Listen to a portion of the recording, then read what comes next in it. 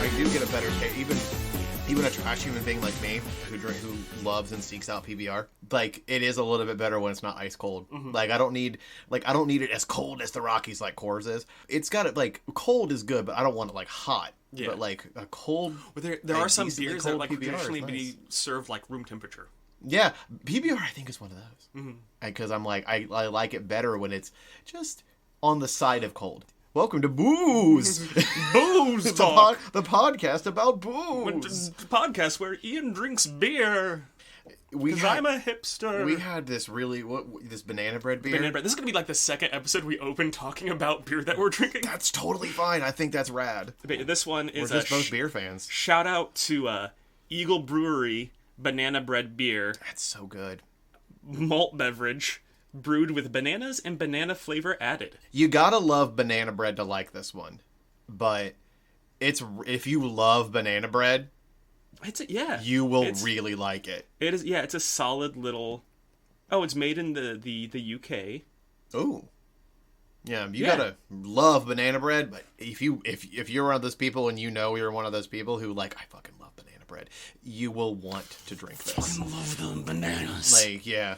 Because I hate actual bananas, but I will destroy a loaf of banana bread. Give me those banana breads. Well, hey everybody, welcome to our haunted backyard. Where we talk about local legends, country road cryptids, small town spooky.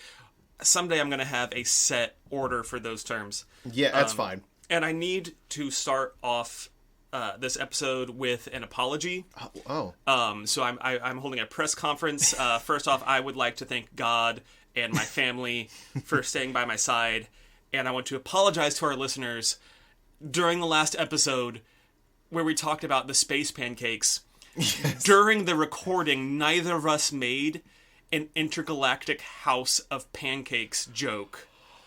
And I feel ashamed and filled with regret, and I'd like to thank God and my family. Oh, man. Yeah. I am also now ashamed of myself for not making an IHOP intergalactic house of pancakes joke. Yeah, it was bad. I feel really bad about that. I didn't even think about it. I think you made the joke after we were done recording, and that's in my that's been living in my brain for a while now. That joke. Yeah, that sounds like oh fuck, I wish I thought of this at the time joke. Yeah. And so I was just once again want to thank God and my family for seeing me through these trying times. Yes. And thank you, listeners, and I hope you forgive me.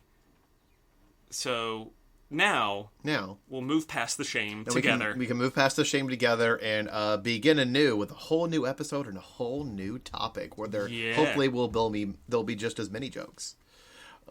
Depends on the topic. Yeah, there's sometimes some like heavy stuff.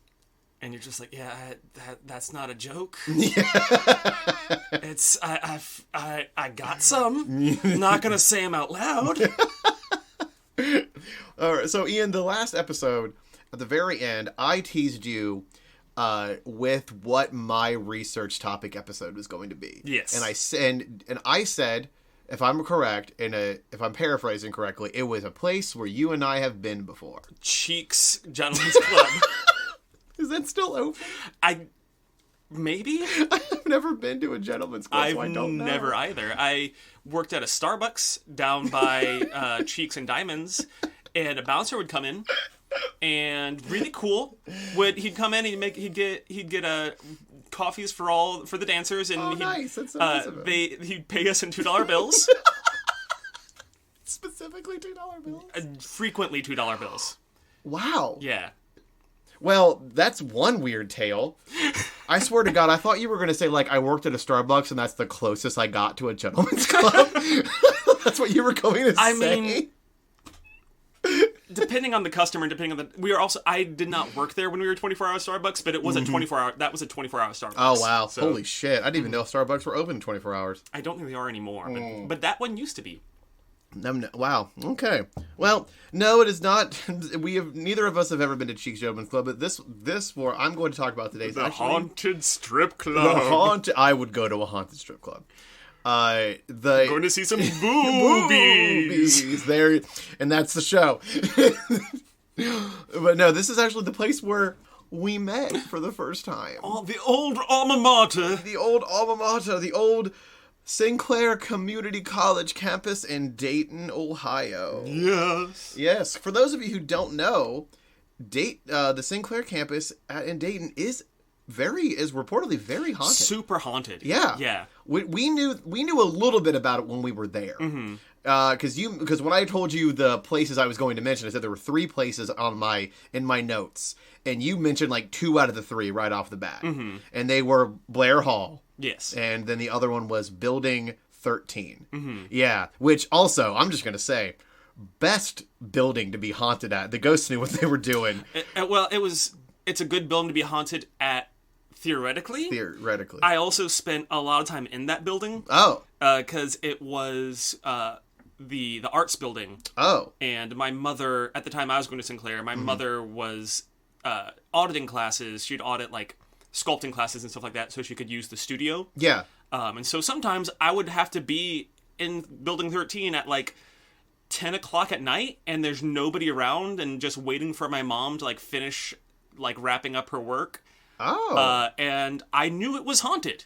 Did you feel anything? Did you have any experiences before? Mostly just, I don't want to turn around because I feel like if anytime I turn around anywhere, there's going to be a ghost. Yeah. So I just need to sit in the chair and look at my book, and I can't, until my mom comes out, I can't move or turn my head or look away from the book. Shit. I was too scared to. I don't think I ever was physically in Building 13. Yeah, it was kind of removed from the rest of the campus. Yeah, it was a weird one to get through. It was, because I don't remember ever having to go in it. Mm-hmm. If I'm again, it's been years since we've both been to Sinclair, but I do not actively remember having to go into Building 13. Yeah, it was where like a lot of the fine arts were in that building, and there was I think it's where they also had like the engineering, like the mechanic. Yeah. The school of mechanics. Oh, yeah, that would make sense because I never went to the mechanic thing. I forgot they had like a big like car mechanics department and trade department thing, and that was also there. Yeah. Yeah, I would see it, but I would never have to go in it. But got a little ahead of ourselves, but that's fine. A little backstory about Sinclair. Sinclair started as a YMCA building in 1887. I didn't know it used to be a YMCA. Yeah. Because now I just, like, I'm imagining the village people advertising for Sinclair. I would have made me go. It'd be funny. It changed locations a few times until it hit its final destination, where it currently is now, in Dayton, in 1972. So this was its final location to be at. And it became a 7-building, 20-acre place at 444 West 3rd Street. So if you're in the Dayton area, that's where it is. And like I said, actively haunted places are Building 13, the Blair Hall Theater, another very appropriate haunting area. Yeah, another place I also spent a lot of time in, and the Tartan Marketplace of all places, their own, like the food area / like where you buy your books and stuff. Yeah, which I never heard about that one. Neither did I until I did my research. I didn't know. I only knew about the 2. For like going into this, I only vaguely knew about the 2. Yeah. Since we started talking about Building 13, you want me to go ahead and do Building 13 first? Yeah, tell me. I know a little bit about like the history of it, but regale our listeners and probably me too, because I'll probably be wrong about a lot of things. In Building 13, what I have in my notes is it's supposedly haunted by a ghost named Joshua, who died in 1913 during the Great Dayton Flood. Yes. I knew about the flood. Yeah, I did not know. I had no idea. This is another thing I had no idea about until I did this, started researching for this. Yeah, the Dayton Flood, for a little quick snippet for those who don't know, it was a 3-day long rainfall that had 8 to 11 inches of rain through that 3 days. It is one of those things where, like, if you are from Dayton, which you're from a little bit, you're closer to Cincinnati. But yes. Like, if you live in Dayton, you know about the flood because it was like most of what is now like downtown Dayton just completely flooded. It's nuts. Buildings caught fire because there were like gas leaks and stuff like that. So it was flooded and on fire. Oh my god! Yeah, I had never heard of this until today. Yeah. The day when I was researching this. And then it was also, so last episode we talked about the Pattersons, where John Patterson was the founder of the National Cash Register Corporation. Yeah. And the flood happened at the perfect time for him, because he was able to build some boats to send out to rescue people stranded in downtown. Yeah. And this was right at the time he was being investigated for like tax violation or labor law violation or something like that.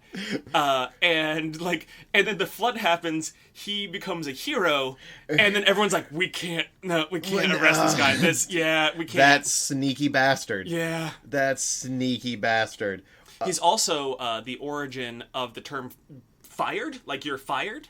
Because he one of his managers learned that he no longer had a job because he went to the office building one day and his desk was on the lawn on fire. Okay, that's a sick way. I am 80% certain about that story. That's so cool. Yeah. Wow, I had never known that either. Oh man. But yeah, Dayton flood was bad, and Joshua was supposedly killed in that flood in 1913. See, and that one of the stories I heard was that Building 13 was where they also just would end up putting a lot of bodies. Yeah, I did come across that in the research as well. There is also I think this was Joshua. That the security guard found, because one of the security guards in Building 13 reportedly claimed to chase a ghost into a wall. The anonymous security officer saw a fully clothed older man walk through Building 13. The security officer caught up to him, and the figure disappeared through a wall. So, I actually have the quote. I'm going to pull up the quote from the officer from my phone. When you said his name was Joshua, my brain went child. I was like, oh, this is a little kid. Right. It's Joshua, a little kid.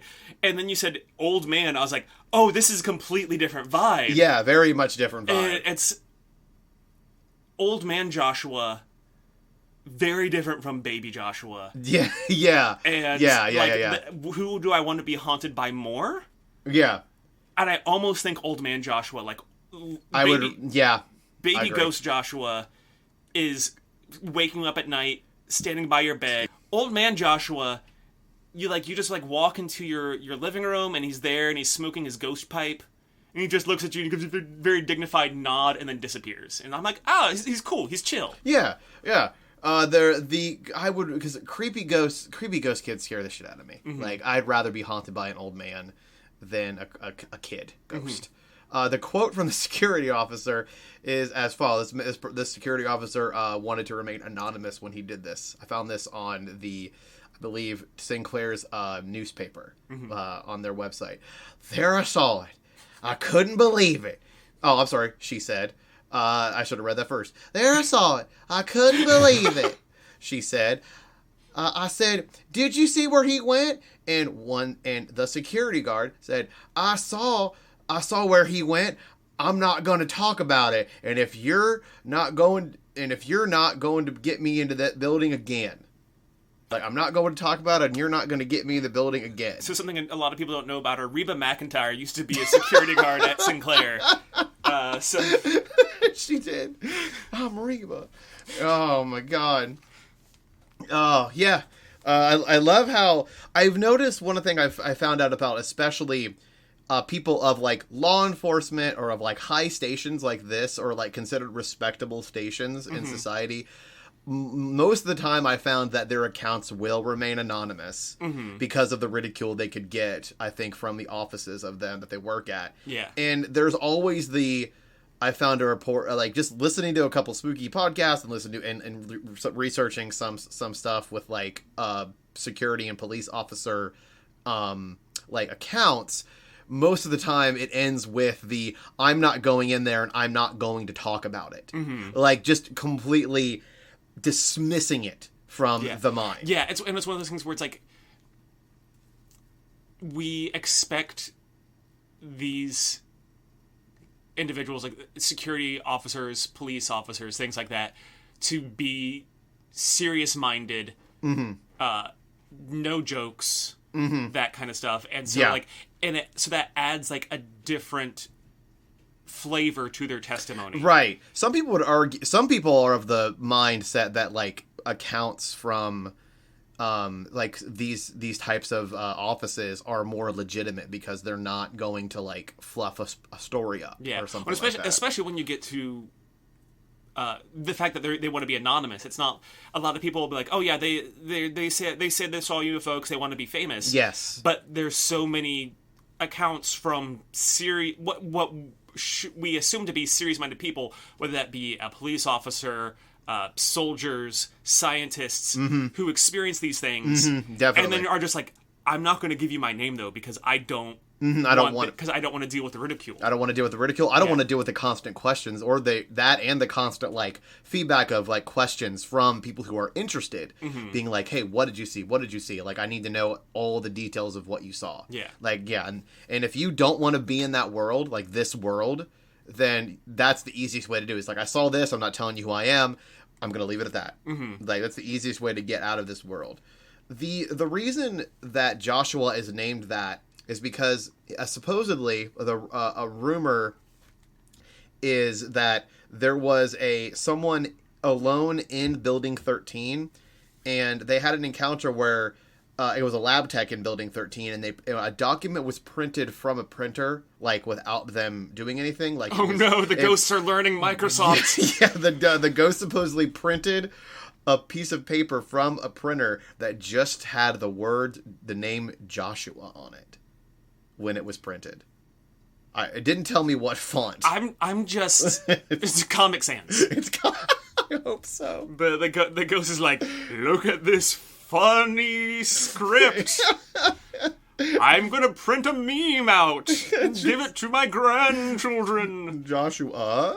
My name is Joshua. The idea of a ghost learning how to use the computer so that he can did he have money to pay for the print? That's like 10 cents. About that. Like, you got to pump 10 cents in there. Where do you get the money? I forgot about that. You had to pay to print things at Sinclair. Yeah, I was like, did he? Does he have a ghost dime? Oh my god! What's the ghost like rate of currency? Like, what's the ghost currency? If I need to like go to Ghostland, and I have to like exchange my money, like US dollars to ghost US dollars. Like, what is the rate of exchange? Well, there's the Greek pantheon thing where you lay 2 coins on their eyes for Charon the ferryman, to cart them to the underworld. But okay, but there's a huge world difference between like, am I putting like a dollar coin on there, got a point. Or is it like a penny? Yeah, like, I need to, what's the inflation rates? In Ghost World? Yeah, because the coin, we don't know really what. Our coins, what we have, even American currency isn't the same as all currency around the world, but especially in Greece, we don't know how much they laid on their eyes for the underworld. So what if? So okay, it's 2 coins. Yeah. But when you said we don't know how much they laid, I was like just bury my head in pennies. Yeah. Like, oh my god, imagine being Chiron, like coming up, and the person's like, look, I didn't have the 2 drachma. All I have are these little, like, will you accept, like, if I had just had, like, these 50 little half drachma or whatever? It's the old lady at the grocery store that's paying him in pennies, and like there's a line of people to get on the boat. And that's how the zombie apocalypse starts.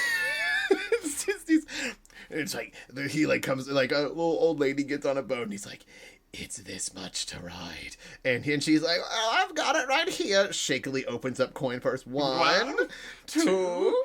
And like you have someone right behind her that has exact change. And then she's like, oh wait, that's a wheat penny. I'm going to keep that one. 1. And Charon's just...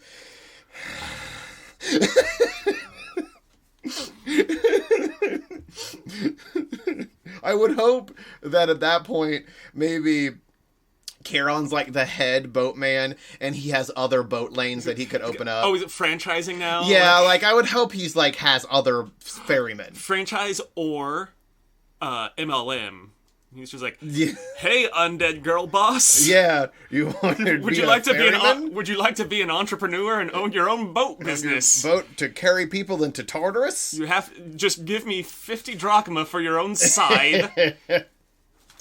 Though, side note, if you haven't played the game Hades, it's fucking cool. Solid game, and Charon is dope looking in that game. Mm-hmm. He's kind of hot too, which is weird. But everybody in Hades is hot. That's true. Yeah, like everybody in Hades is hot. The other, that was building 13. Would you like to go on the rest of the journey with me? Yes, but there is a ghost I heard about in Building 13 that you didn't cover. Oh, please do. Yeah, I couldn't find it. That was all I found on Building 13. Going back to Building 13, or going back to the story of like Building 13 is where they put the bodies during the flood. It was both human bodies, and because of the time period, there were still horse and buggies going around. So there are also horse bodies. Oh. And I heard stories about ghost horse. Ghost horse?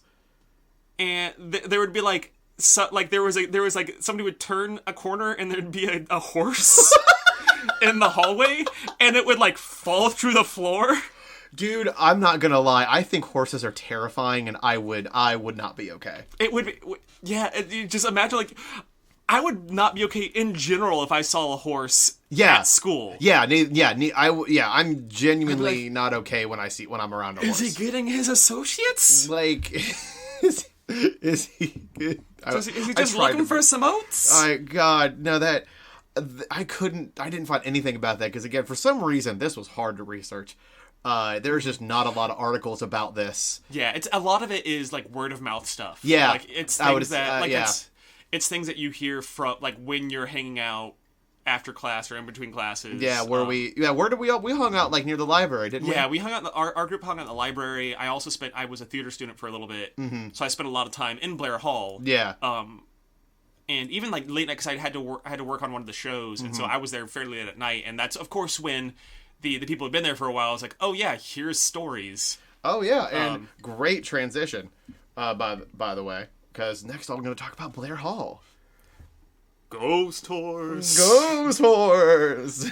Give me an apple. Nay.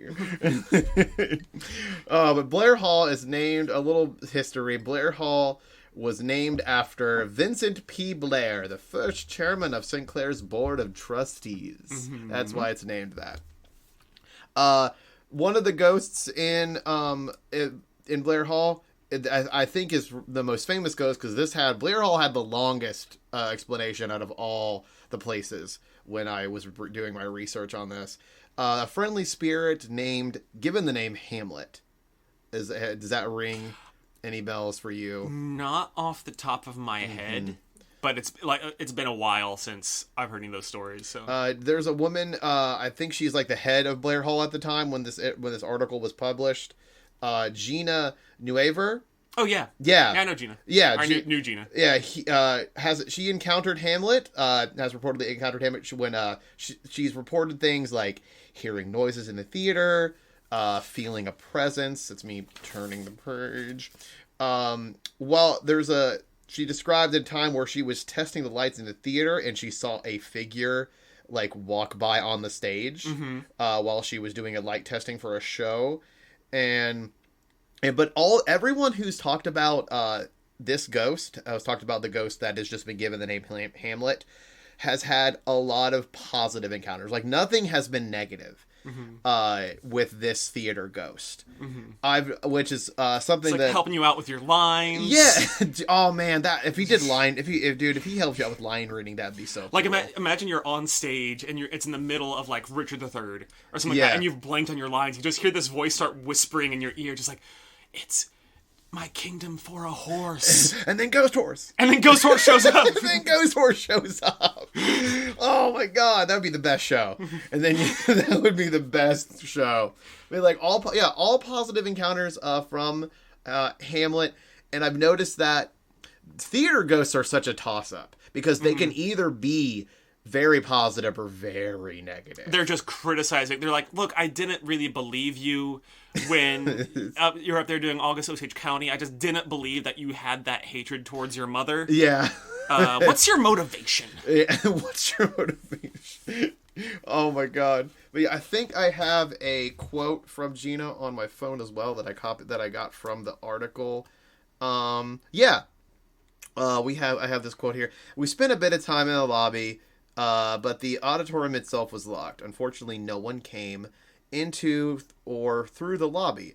Thus, we were able to get a feel for the surroundings. After climbing the spiral staircase on the balcony access, I tried the upstairs door. It was also locked. Mm-hmm. The door was more than locked. I mean, I tried the handle and I felt this sensation of no, don't come in. Just a sensation of do not come into this place. This is the dressing room. And I said, okay by me, they said. When then the curtain I had moved to get access to the door felt as dense and heavy as going back out. So like the curtain when they went from that door, like behind them, that curtain also felt like there was a presence like holding it, or it felt dense apparently. Mm-hmm. And that person says that gave me pause. Mm-hmm. And it wasn't another anonymous Blair Hall encounter that I pulled from Tumblr. Mm-hmm. When I was researching on this. But yeah, and I know still talking about like theaters, another place I do want to talk about eventually is the Sorg Opera House. Mm-hmm. That place is in Middletown. That place is incredibly haunted. I know from a friend of mine who used to work there. I feel like it's one of those things where if you build a theater, it's like if you do not have a ghost will be provided for you. Yeah, that's exactly what I was going to say. It is one of those things where it's just like there's always, every theater has a ghost. If you don't have a ghost in your theater, then do you have a theater? I feel like they'll, like, there's like a, like, ghosts, like, classified ads. And they'll be just like, there's a new theater opening up in Springboro. We need a ghost. The building's brand new. There's no ghost there. Nobody's died there yet. That's what I wanted in Afterlife. Whatever Afterlife you personally believe in, if you're listening, like maybe there's a hell, maybe there's a Tartarus, maybe there's Asphodel, maybe there's Valhalla, but like whatever it is, can I choose? I want the one where it's literally just like Beetlejuice. Yeah, I don't have to be in the waiting room all the time, but like, if there are options, if there is legitimate, like, ghost, like, haunted ads, like, we need a haunt for this place, that's what I want in my Afterlife. Yeah, just a ghost contractor. Yeah, ghost contractor. I don't need to be a bioexorcist like Beetlejuice. Mm-hmm. But that's the ideal Afterlife. I specifically want to do ghost. I specifically would want to do theater haunting. Yes. Because I would be the negative ghost who's just like, these costumes. What are you doing? God. You didn't need to make it steampunk. You don't, and if you're going to, don't just throw some gears on it. Is that coming from a personal experience?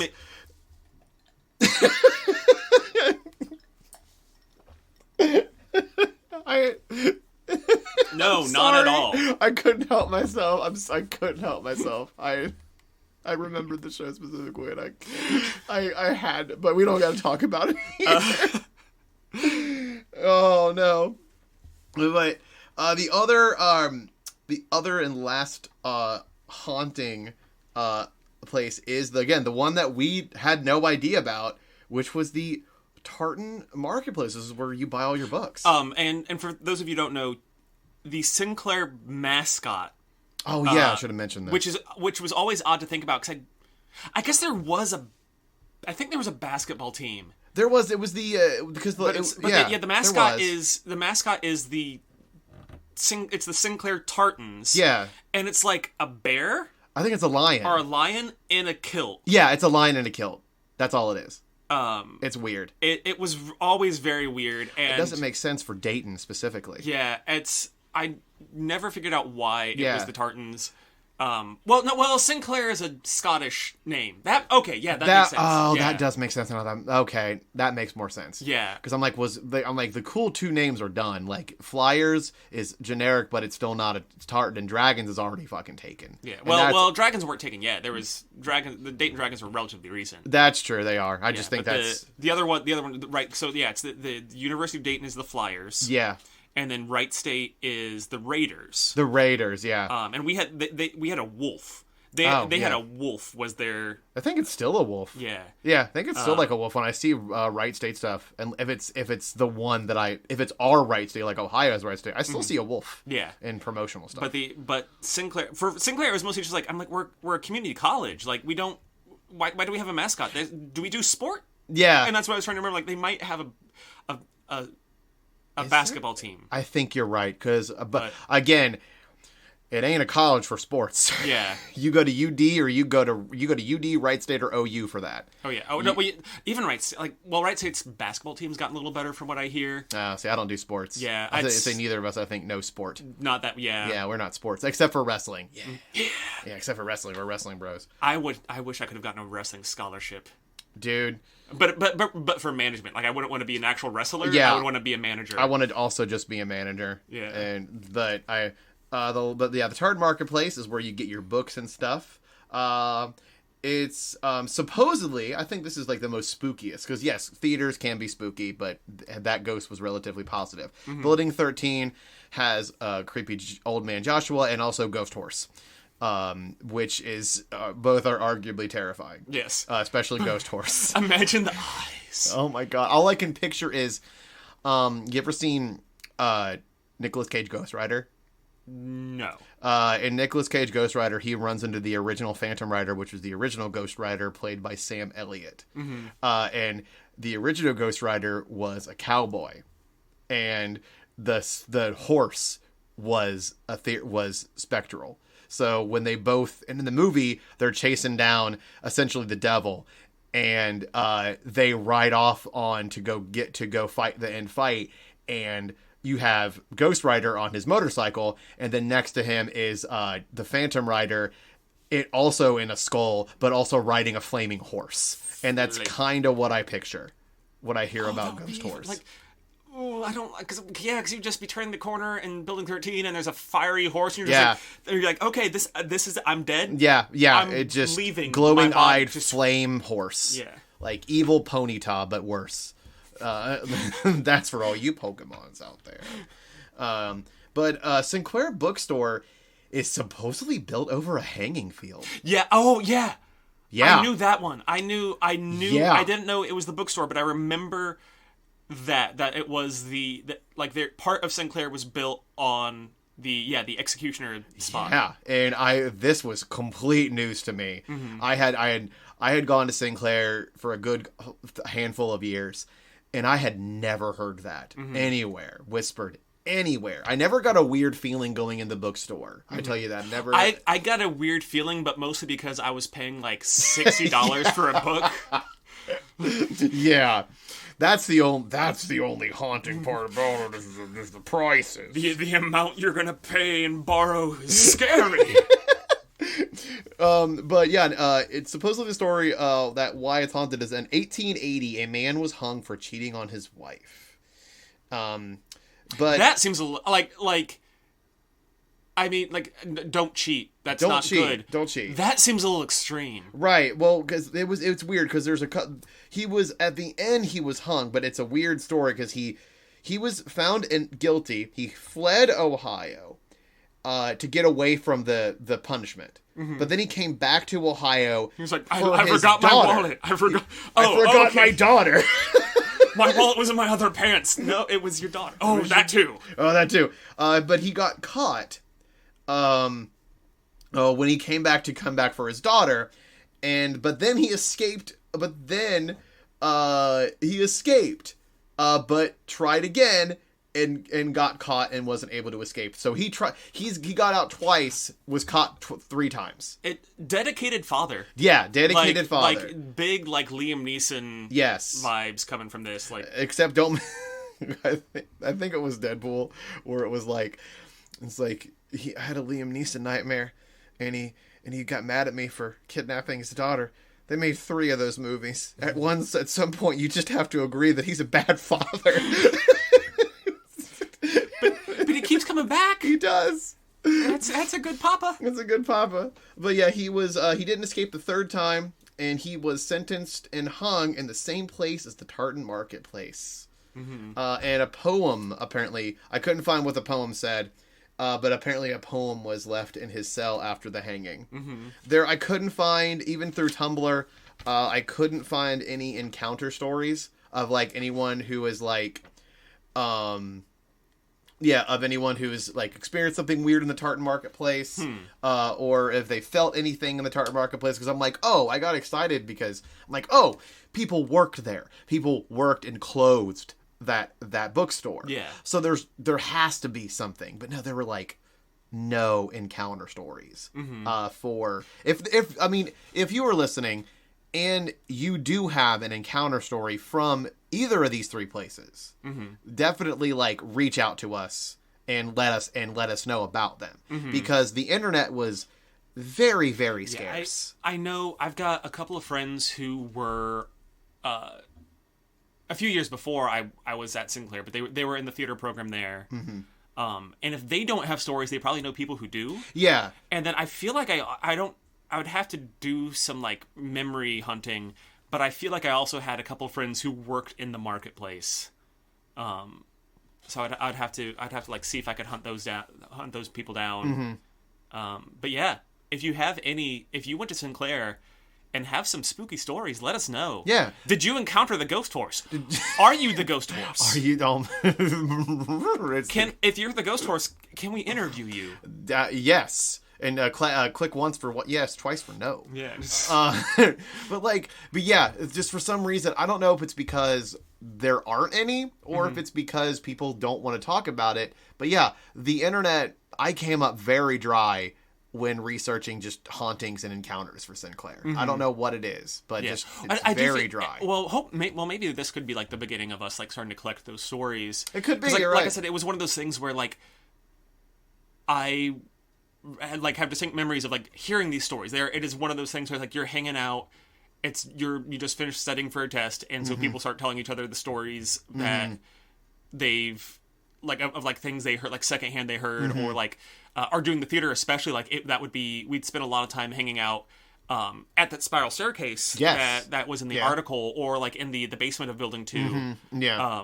And inevitably the stories would happen because we're here late at night because we have to rehearse for the show, and so eventually, like, we're bored and waiting for somebody else to get ready to do the next scene, and so we're just telling each other stories. And yeah, Blair Hall was, like, I don't have any, like, specific stories. It was creepy. It could be, but then again, I think it's one of those things that any theater at night is kind of scary. Yeah, even my, like, middle school and high school theater was creepy at night when we had to do the little programs where you stand on a riser and sang at your parents. Like, those going to it late at night or early at night to get ready for the show was just genuinely creepy. Yeah, like, I think it just invokes something that is just, like, it's like high ceilings and it's kind of a little disorientating. Like, yeah, there's lots of ropes and there's like curtains. And then in growing up, I don't know about, like, and I don't know about you, but, like, a lot of children's media, a lot of haunted theaters. Yeah, in children's media. Like, one that sticks out for me, as we, like, ramble a little bit, one that sticks out for me was the Goosebumps story, Ghost, Phantom of the School Play or something like that. And like, Ghost of the Auditorium, that's what it was. It was Phantom of the Auditorium, and that was the one that stuck out to me a lot. And for as far as, like, haunted ghosts. And then there was the Disney Channel original movie, Phantom of the Megaplex. That I don't think I've seen that one. It's kooky. It's really funny. It's a nice little slice of, like, late 90s, early 2000s Halloween special stuff. Good stuff. Like, where everyone in that movie has one personality trait, and that's the character. Yes. Like, it's like, like, this is the annoying one. This is the young one. This is girl. Like, like, they have, like, one singular personality trait, and that's the character. It's I wouldn't say guilty pleasure, because I don't think if you like something, don't feel bad about it. But it's definitely, like, one I put on to get me into the kooky Halloween If you spirit. like murder, yeah, I feel like you should feel bad about that. If you get pleasure out of being a murderer, don't be a murderer. Feel guilty. Feel guilty about being a murderer. Yeah. Yeah. Like, but if you like All About That Bass as legitimately as a song, it's okay. I might judge you a little bit. I might judge you a little but I support you. Yeah, I'm not gonna take that away from you. Yeah, like I might not like your taste in music, but I will die defending your right to listen to it. Yeah, I will die defending your right to listen to whatever shitty music you want. I try not to be judgmental, but I had to. That was funny. I had to. It was funny. But no, I just feel bad because I'm that kind of person where I'm like, I want you to like the things you like, but what you like is bad. Yeah. And you should recognize. If I could go, my last diatribe is I was seeing this girl at one point, and she was fun, she was cute, but this isn't the sole reason we broke up. But like, we stopped seeing each other. We weren't dating. We were just like seeing each other. Yeah. The one time we hung out, she wanted to show me one of her favorite movies, and I love getting to know people through movies. Mm-hmm. But unfortunately, this was M. Night Shyamalan's The Visit, and it's if you know what I'm talking about. I've not seen The Visit. It is about it's a found footage movie about these kids that are shipped to their grandma's house while their mom's on vacation, and weird, scary shit happens at the grandma's house. And spoiler alert for anyone who cares about it. But it turns out that these grandparents are not their real grandparents. They killed their grandparents. Oh, okay. I've heard. And are like psychopath, and like the grandmother unfortunately has sundown syndrome. I also think that was a Goosebumps episode. It felt like an adult Goosebumps. Like legitimately, like I think there was a Goosebumps episode where the grandparents weren't actually the grandparents. It was, yeah, because it's there. I think you're right. My immediate one is Don't Go in the Basement, but that was a plant monster being the dad and trying to take over the world as a plant monster. But I think there was a Goosebumps episode where the grandparents weren't the grandparents. Yeah, or maybe they were ghost parents. Yeah, like Body Snatcher or something. Yeah. But yeah, and the movie is really bad. Like, also it plays on the fear of old people. Like, it plays on the fear of the elderly. Yeah. And I didn't like that. Yeah. And because again, the grandmother, they did kill the previous grandparents, like the actual grandparents in the movie, like before the grandkids got there. So they are legitimately psychopathic and bad people. But, like, it does play on the fear of the elderly. Because the grandmother, the older woman has sundown syndrome where, you know, she starts becoming, like, you know, losing her, like, becoming unhinged at night when the sun goes down. It's an actual, like, condition. And it just plays on that. Yeah. That's not... I felt dirty watching because I was like, this is just, like, I don't want to be... I'm not afraid of old people. I'm not afraid of the elderly. Unless it's the lady at the river... Unless it's the River of the Dead, like trying to pay Charon and just individual pennies. At some point, is just one of those things where I just like, oh, ma'am. You're tapping your foot. You're just like, well, I'm dead. It's not like I have nowhere to go. I have nowhere to go. We're all going to the same place. Anyways. Yeah. Anyway. So, thank you, Eric. That was a lot. Like, guys, a lot of that stuff I didn't know about. Yeah. Some of it I did, but it was fun to remember being Definitely. at Sinclair. But yeah, thank you all. Thank you for listening to this episode, and we will see you next time. If you actually before we end things, if you have any stories, if you have Sinclair stories or any kind of stories, let us know. Send us an email at hauntedbackyardcast@gmail.com. Yep. Follow us on the various social medias. And just thank you again for listening. It's weird stuff and it's fun stuff, and we enjoy talking about it. So I'm sorry. Go ahead. I interrupted you again. I was just going to say I hope you enjoy listening about it. So yeah, I hope we do too. We're very new at this, so like we do encourage also constructive criticism. Yeah. Like if it we have you have a little bit more experience in podcasting than I do. Like actually making one. than I do. But like so what we are just going on this journey and figuring it out as we go. Yeah, and so, but like, unless it's the constructive criticism is like that Ian guy, he just needs to leave. Don't be that. Don't be that guy. I will cry. Yeah, we're very we don't want to cry. And then I will send Ghost Horse to your house. Yes.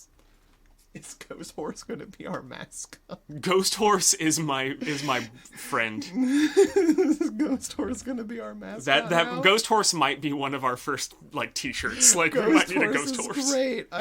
I'm usually afraid of horses, but I love Ghost Horse. All right, everybody. This has been Our Haunted Backyard. I have been Eric. I have been Ian. And thank you all very much for listening. Stay spooky. Stay nice. Bye-bye. Bye-bye.